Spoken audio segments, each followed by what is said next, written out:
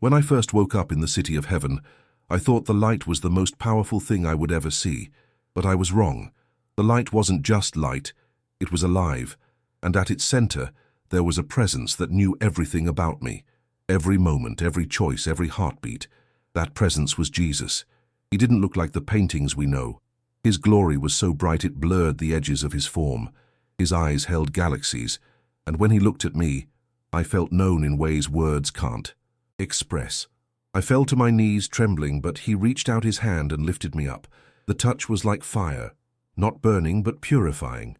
He smiled and said, "You have seen my city, but there is something you must understand about why you were brought here." As he spoke, the city around us began to shift. The golden streets stretched out until I saw earth far below, oceans, mountains, cities glowing faintly in the dark. And then I saw shadows spreading, grey clouds covering continents like smoke or sorrow. I heard people crying, fighting, searching for meaning, and Jesus said softly, "They have forgotten who they are." His words echoed like thunder through eternity. He showed me flashes, wars breaking out, people worshipping technology instead of truth, hearts growing colder even as the world became brighter. I wanted to look away, but he told me, "Do not turn your eyes. You were born for this generation. You will speak what you see." Then the light around him grew brighter, and scenes of hope began to appear. People kneeling in prayer, children singing, small fires of faith igniting in darkness. "My spirit is not gone from the world," he said. "Even in the darkest night, the flame still burns."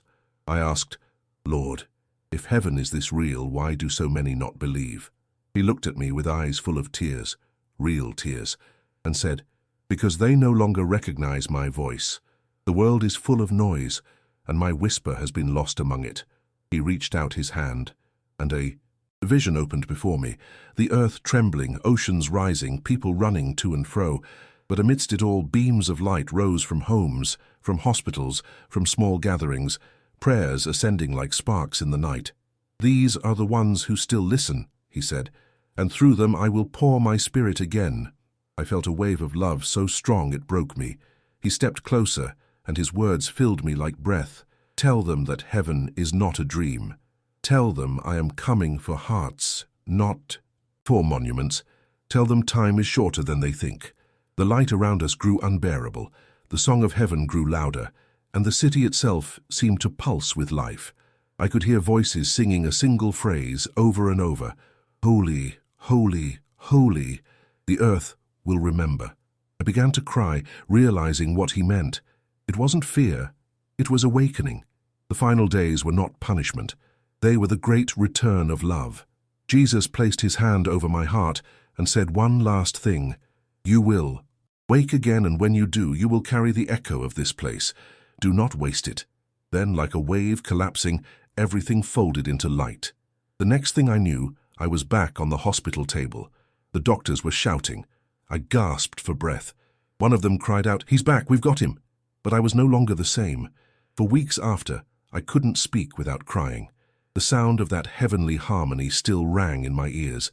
When I closed my eyes, I saw his face, not clearly, but enough to remember the warmth of his gaze. Since that day, I can't stop speaking about what he told me. I know many will doubt, some will mock, but none of that matters, because I didn't just believe in heaven anymore.